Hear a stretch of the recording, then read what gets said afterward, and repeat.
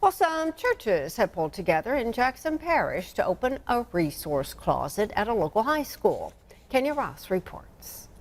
After completing a 30-day clothing drive challenge, the Jackson Parish Unity Team, which consists of more than 20 churches in the area, filled up its new free resource closet that's now located at Jonesboro-Hodge High School. They cut the ribbon on it Wednesday morning.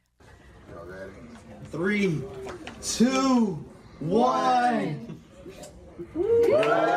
Some children don't have, the necessities that others have.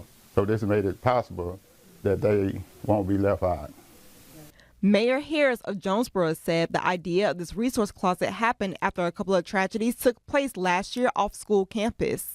But we had a couple of shootings, a couple of individuals were killed, young individuals, by the way, and that became a traumatic event for not just Jonesboro, but our entire parish.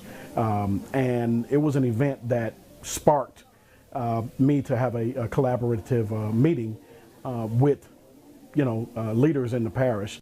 The closet consists of clothes, toiletries, accessories, and more donations are expected to arrive. I'm looking at all the items here. There are uniform shirts for the smaller students. There are business suits for guys. There are clothes, dresses, and suits for young ladies. Normally, when people think of a resource closet, they think of secondhand things. But if you look at these items, some of these items are brand new or gently used. The high school is the holding location for the resource closet, but organizers say that items are available to students throughout Jackson Parish. Reporting in Jackson Parish, Kenya Ross, KNOE 8 News.